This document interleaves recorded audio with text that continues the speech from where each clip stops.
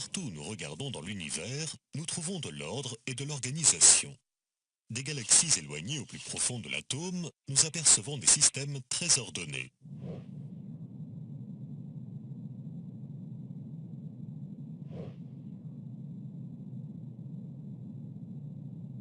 Et d'une manière générale, notre bon sens et notre saine nature reconnaissent que des systèmes ordonnés ne proviennent pas du hasard.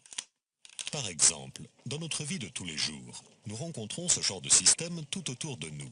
Les systèmes ferroviaires, les systèmes électriques, les systèmes électroniques, les systèmes d'éclairage, ainsi que les systèmes de tuyauterie constituent quelques exemples parmi tant d'autres. L'idée que tous ces systèmes se seraient créés par hasard ne viendrait même pas nous traverser l'esprit. Car, confronté à l'organisation complexe qui domine dans tous ces systèmes, notre raison reconnaît naturellement que le hasard ne peut pas être impliqué. Alors, n'est-il pas raisonnable de penser la même chose d'un système aussi ordonné que l'univers? Prenez un tas de planchettes Kapla par exemple, et lancez-les vers le sol.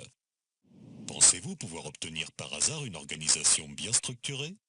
Alors, n'est-il pas absurde de penser que la matière de l'univers qui s'est éparpillée dans le vide par hasard a pu créer une telle organisation? Ou bien imaginez une reproduction miniature du système solaire dont les planètes seraient représentées par des billes qui tourneraient grâce à un système compliqué d'engrenages et de courroies. Serait-il possible de vous convaincre que cette reproduction s'est créée par hasard? Alors, si on ne peut pas arriver à croire qu'une telle reproduction puisse apparaître par hasard, comment pourrait-on penser que l'original, bien plus complexe, est apparu, lui, par hasard? L'idée que l'univers serait apparu accidentellement n'est-elle donc pas complètement illogique? Car, confronté à l'organisation si majestueuse et à la complexité qui se dégage de l'univers, n'est-il pas irrationnel de penser que tout cela soit apparu par hasard?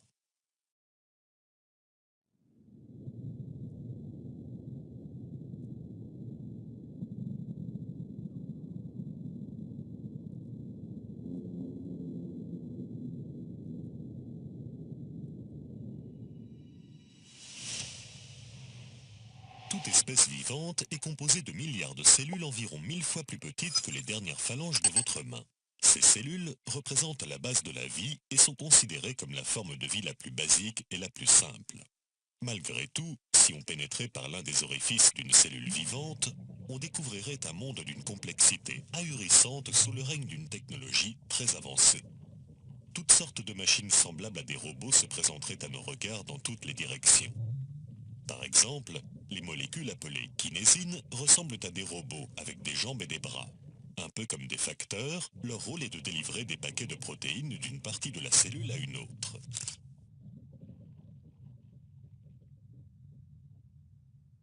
Selon une récente étude, ces molécules seraient plus complexes que n'importe quelle nanotechnologie créée jusqu'à aujourd'hui par l'être humain et se déplaceraient à une vitesse de 8 nanomètres par seconde. Cette vitesse correspond à notre échelle à la vitesse du jet supersonique Faust qui vient récemment de dépasser le mur du son. Autre exemple, avec l'ATP synthase, un générateur high-tech d'énergie dont le rôle est de fournir l'énergie dont a besoin une cellule vivante pour vivre. Perçu comme l'une des merveilles du monde moléculaire, il s'agit du plus petit moteur rotatif au monde.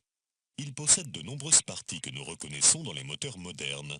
Un rotor, un stator, un arbre de transmission ainsi que d'autres éléments de base d'un moteur. Dernier exemple avec les molécules qu'on appelle les dinéines et dont l'architecture est composée de différentes parties arrangées d'une manière bien déterminée. Leur design est si exceptionnel qu'une représentation imagée de leur structure a été publiée dans un magazine scientifique dédié aux nanotechnologies. Il s'agit là de quelques exemples parmi des milliers de machines moléculaires ultra sophistiquées présentes dans les cellules de notre corps. Est-ce raisonnable alors de penser que toutes ces différentes machines cellulaires d'une très grande complexité qui accomplissent des fonctions intelligentes se soient créées par un simple hasard?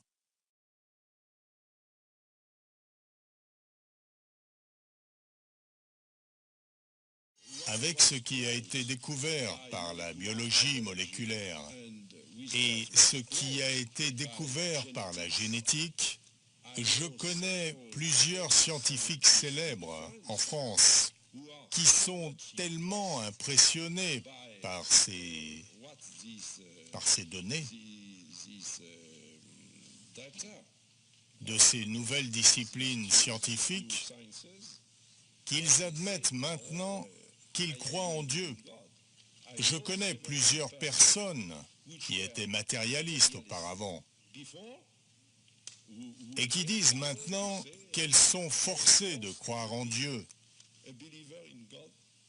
du fait de ce que nous connaissons aujourd'hui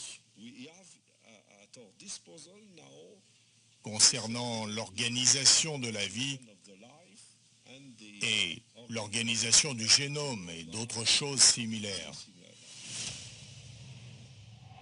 Parmi les plus grandes découvertes scientifiques du XXe siècle, il y a la découverte de la molécule d'ADN, célèbre pour son design remarquable en forme de double hélice.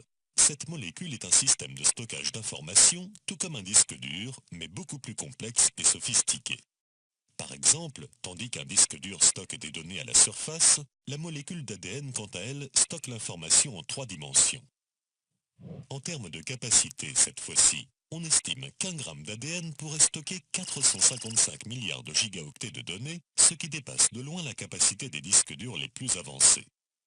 Mais le plus impressionnant est sans doute la densité de la molécule d'ADN. Cette molécule est si compacte qu'on estime que si l'on alignait côte à côte tout l'ADN présent dans notre corps, la longueur atteindrait 100 fois la distance entre la Terre et le Soleil. L'ADN est donc une banque de données incroyable qui surpasse de loin n'importe quel système de stockage inventé par l'être humain jusqu'à ce jour. Mais vous n'êtes pas au bout de vos surprises. Chaque seconde, des milliards de machines moléculaires copient votre ADN en molécules d'ARN afin de créer par la suite des protéines. Dans ce processus de création de protéines, divers éléments chimiques travaillent ensemble en parfaite coordination. Lorsque vous voyez divers éléments électroniques travailler ensemble avec harmonie, comme des machines robotisées dans des usines par exemple, pourriez-vous penser une seule seconde que cela provient du hasard? Alors, comment penser cela lorsque l'on voit quelque chose de similaire dans une cellule vivante? L'idée que cela pourrait être le fruit du hasard est tellement illogique que même l'athée le plus influent du XXe siècle l'a reconnu. Après avoir milité pendant 54 ans en faveur de l'athéisme, le célèbre philosophe anglais Anthony Flew fut si stupéfait par ce processus de création des protéines qu'il accepta l'existence de Dieu en 2004. Je pense que les récentes découvertes autour de la molécule d'ADN ont montré une complexité tellement incroyable dans les arrangements qui sont nécessaires pour produire la vie, qu'une intelligence doit forcément avoir été impliquée afin de permettre à ces éléments chimiques, si différents les uns des autres, de travailler ensemble.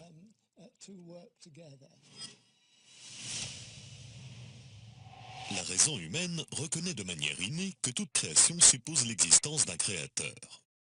Notre bon sens et notre saine nature reconnaissent que derrière l'existence d'un design se trouve forcément un designer. Par exemple, lorsque l'on regarde une peinture, on en déduit logiquement l'existence d'un peintre.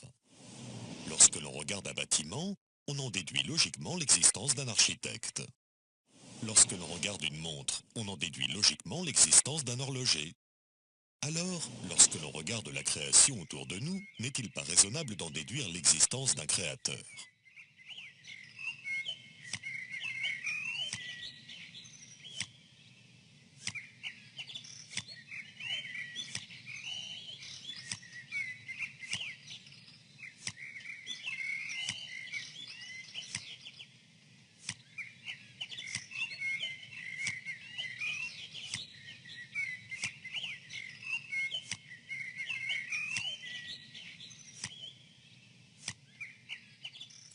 Depuis Darwin, cette logique est en revanche remise en cause par la théorie de l'évolution. Au XIXe siècle, le biologiste Charles Darwin avait émis l'hypothèse que les formes qui existent partout dans la nature pouvaient s'expliquer de manière naturelle sans faire appel à l'idée d'un créateur. Cette hypothèse de Charles Darwin donna ensuite naissance à la théorie de l'évolution. Selon cette théorie, tous les êtres vivants auraient évolué petit à petit, avec le temps, par de petites modifications successives, à l'aide de 2 mécanismes naturels: les mutations génétiques et la sélection naturelle. Aucun créateur ne serait donc à l'origine des espèces vivantes, car ces deux mécanismes auraient le pouvoir de faire évoluer une espèce vers une autre. Alors, est-ce raisonnable de penser cela? La sélection naturelle est un processus simple qui stipule que les êtres vivants qui s'adaptent le mieux aux conditions naturelles de leur environnement vaincront et survivront, tandis que ceux qui n'y arrivent pas disparaîtront. Autrement dit, selon la théorie de l'évolution, la nature sélectionne naturellement les espèces les plus adaptées à leur environnement pour les faire survivre et sélectionne naturellement les espèces les moins adaptées à leur environnement pour les faire disparaître. Par exemple, si une gazelle court plus vite qu'une autre, elle échappera plus facilement à un guépard et aura plus de possibilités de survivre car elle aura été plus adaptée à son environnement. C'est ce qu'on appelle la survie du plus apte. Néanmoins, au fil du temps, il restera seulement des gazelles qui courent plus vite et aucune nouvelle espèce n'apparaîtra. Car le fait que des gazelles qui courent plus vite que d'autres survivent parce qu'elles sont plus adaptées à leur environnement ne va pas les faire évoluer vers une autre espèce. Conscient de cela, Darwin avoua lui-même dans une lettre que la sélection naturelle toute seule n'avait aucun pouvoir de faire évoluer une espèce vers une autre. Darwin lui-même, dans une lettre conservée à la Bibliothèque nationale d'Angleterre à Londres, une lettre dont je possède d'ailleurs une photocopie, Darwin a déclaré très clairement qu'il était conscient d'avoir échoué à expliquer l'évolution. Je cite Darwin. « Je crois en la sélection naturelle, non pas parce que je suis capable de prouver dans tous les cas qu'elle a changé une espèce en une autre, mais parce qu'elle regroupe et explique bien, selon moi, dit Darwin, une multitude de faits dans la classification, l'embryologie, la morphologie, les organes rudimentaires, la succession géologique et la distribution. » Fin de citation. De cette façon, Darwin a avoué que l'évolution ne pouvait pas être expliquée par sa théorie. En sachant que la sélection naturelle n'avait aucune possibilité de faire évoluer une espèce vers une autre, les évolutionnistes, après Darwin, ont estimé que les espèces avaient évolué par le biais de mutations génétiques. Les mutations génétiques sont des altérations de certaines régions de l'ADN qui surviennent par exemple à cause de rayons X ou de radiations atomiques. Elles sont connues généralement pour avoir des effets destructeurs sur une espèce, comme des malformations, car ce sont des accidents qui détériorent les nucléotides qui composent l'ADN. Mais il y a pire, des mutations génétiques chez les animaux.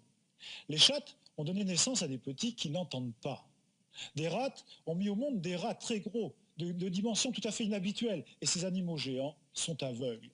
Voici Zezeriama, tel qu'on le connaît au Japon depuis toujours, et voici un papillon de la même espèce victime de radiation à Fukushima. Les ailes sont atrophiées, les antennes, les pattes, les yeux sont déformés. Ces papillons proviennent de la zone radioactive de Fukushima. Ils ont subi de graves mutations génétiques et le plus étonnant, ils les répandent en se reproduisant. Au début de l'étude, 12% des papillons sont atteints de malformations. À la seconde génération, ils sont 18%, plus d'un tiers à la suivante. En laboratoire, les scientifiques japonais ont recréé les conditions de Fukushima. Les malformations sur les papillons cobayes sont identiques, le constat alarmant. En revanche, les mutations génétiques peuvent être, par moments, bénéfiques et par conséquent aider une espèce à survivre. Mais comme l'ont affirmé de nombreux généticiens, elles sont quasiment toujours nuisibles et donc rarement bénéfiques.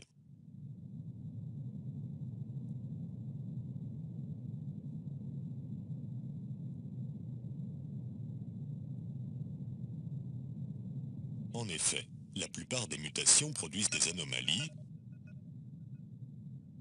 des maladies, des détériorations de la viabilité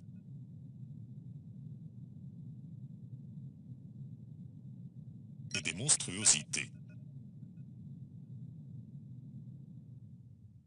Alors, comment pourrait-on penser que des choses connues pour faire dégénérer une espèce peuvent faire évoluer une espèce?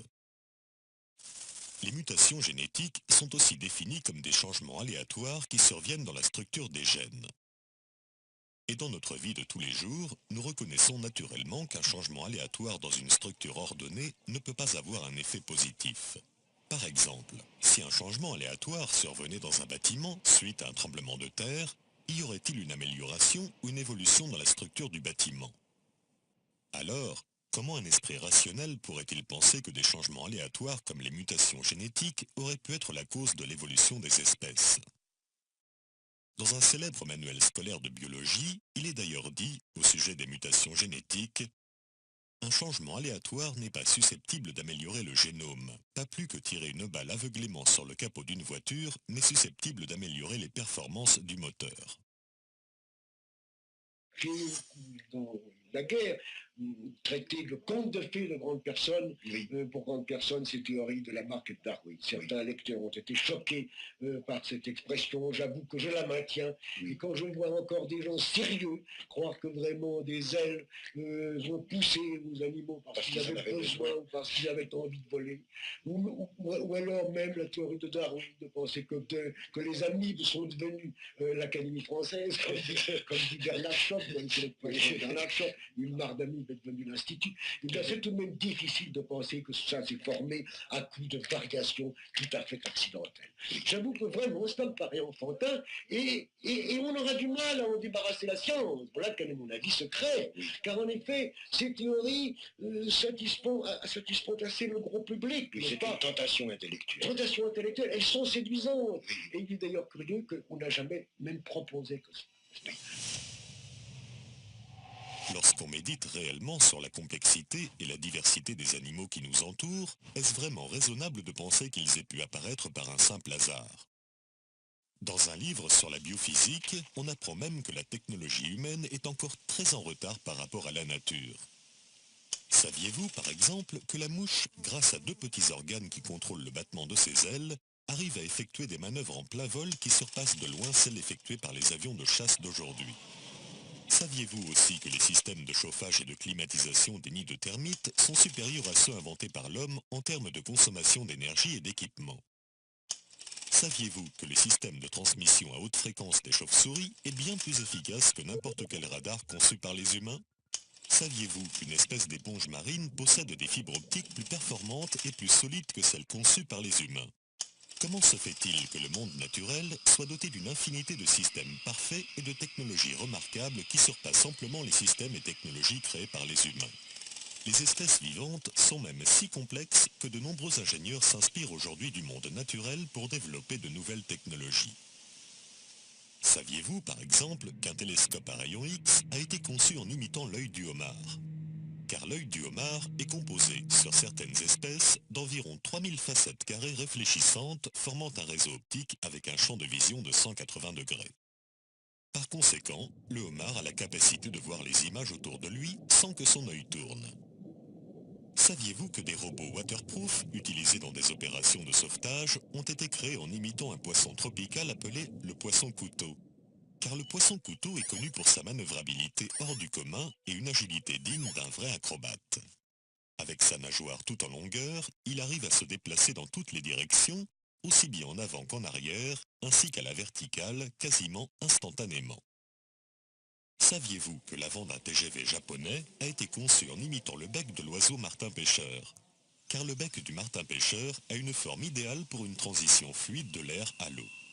Ce changement de pression de l'air à l'eau est similaire à celui qu'un train expérimente lorsqu'il quitte un tunnel. Les ingénieurs japonais ont donc décidé de reconstruire l'avant du train en reproduisant le design du bec du martin-pêcheur, ce qui a permis de réduire le bruit des trains, mais aussi leur consommation d'énergie de 15%. Saviez-vous aussi que la surface la plus imperméable qui existe a été créée avec des soies d'araignée? Et qu'une nouvelle technologie d'affichage a été créée en s'inspirant du système de réfléchissement de la lumière présent dans les ailes de certains papillons? N'y a-t-il donc pas dans la nature tant d'exemples qui devraient nous amener à réfléchir et à nous demander, est-ce raisonnable de penser que tout ceci soit le fruit de simples accidents?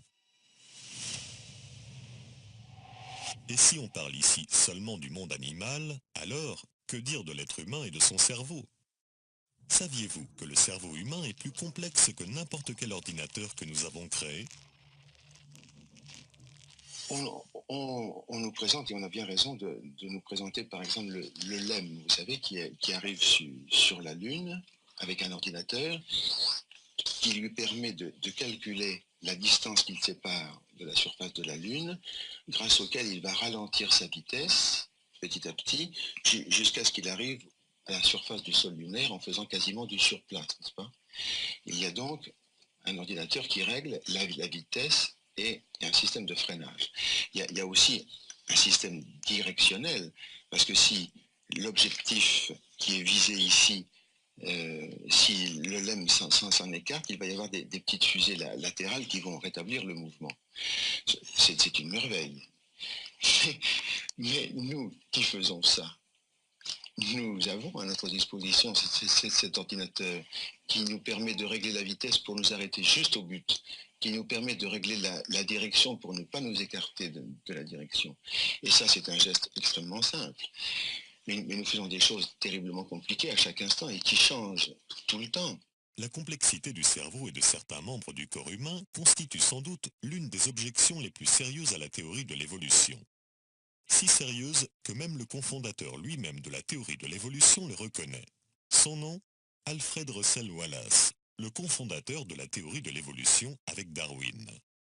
10 ans après la publication de l'origine des espèces, Alfred Russel Wallace déclara dans l'un des plus célèbres journaux anglais « Ni la sélection naturelle, ni la théorie générale de l'évolution ne permettent d'expliquer quoi que ce soit sur l'origine de la vie sensationnelle et consciente. » Mais on peut même aller plus loin et affirmer qu'il existe des caractéristiques purement physiques de la race humaine qui ne peuvent pas être expliquées par le biais de la théorie de l'évolution et la survie du plus apte.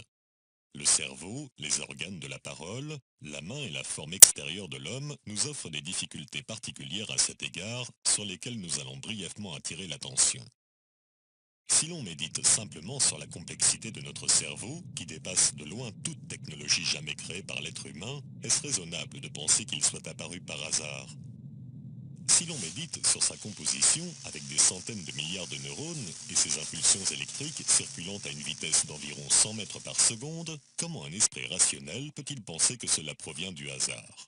Comment imaginer, par exemple, qu'un système si complexe que le système nerveux central, constitué d'un réseau très ordonné de milliards de neurones, aurait pu émerger par hasard par de petites modifications successives accidentelles?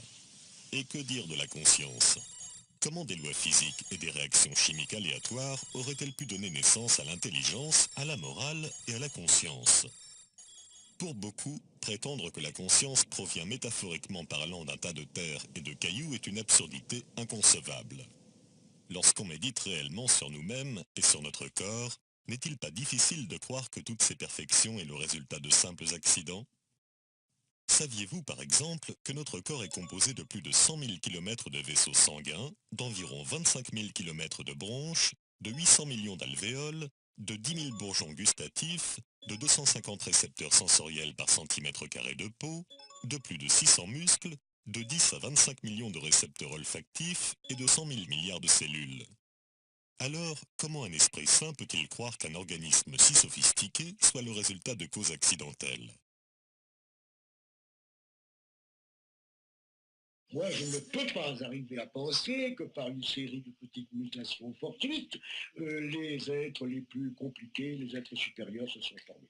Remarquez, le problème était moins affolant pour un botaniste que pour un biologiste. Il est encore davantage. À vous trouver. J'ai l'impression quand même qu'il est moins terrible de se demander comment s'est formé un chêne ou un sapin que de se demander comment s'est formé un homme.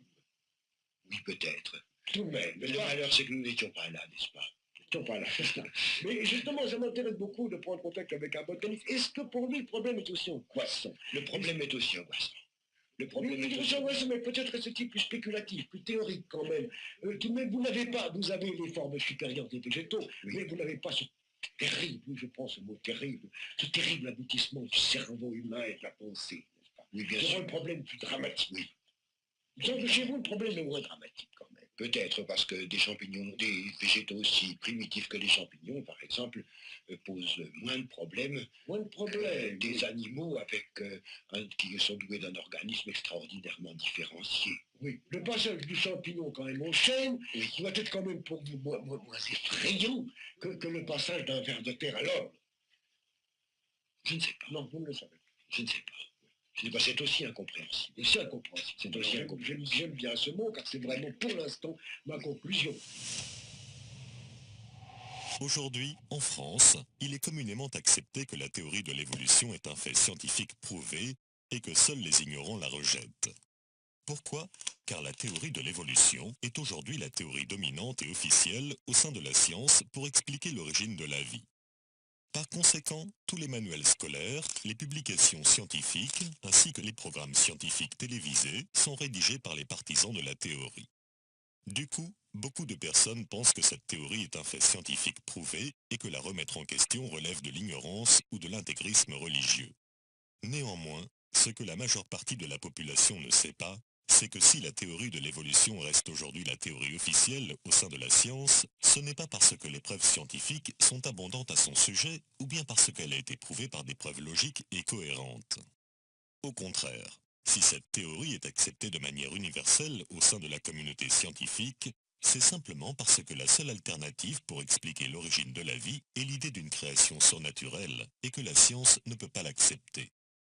En effet, la science aujourd'hui, pour expliquer l'origine de la création, accepte uniquement des hypothèses naturelles qui peuvent être testées et observées dans un laboratoire. Dans un manuel publié par l'Académie nationale des sciences américaines, on peut lire « Parce que la science est limitée à expliquer le monde naturel au moyen de processus naturels, elle ne peut pas invoquer des causes surnaturelles dans ses explications. Les scientifiques sont donc contraints à interpréter les données d'une certaine façon et ne peuvent en aucun cas évoquer des causes surnaturelles pour expliquer l'origine de la création. Donc, étant donné que la théorie de l'évolution est la seule explication naturelle possible concernant l'origine de la vie, alors toutes les données scientifiques vont nécessairement être interprétées suivant le scénario de l'évolution. Prenons un exemple avec les similitudes physiques entre l'être humain et le singe. Étant donné que les scientifiques n'ont pas d'autre choix que d'interpréter ces similitudes en utilisant la théorie de l'évolution, ils interprètent ces ressemblances physiques en disant que nous descendons du singe. Néanmoins, il existe une autre interprétation tout aussi acceptable, voire même beaucoup plus logique selon certains, qui est de dire qu'il existe un créateur commun. Prenons par exemple une Porsche 356 et le premier modèle de la voiture coccinelle de Volkswagen. Elles ont toutes les deux un moteur à 4 cylindres, une suspension indépendante, 2 portes, un coffre à l'avant et beaucoup d'autres similitudes. Alors, pourquoi ces deux voitures ont-elles tant de similitudes? Parce qu'elles avaient le même créateur, qui était l'ingénieur automobile Ferdinand Porsche.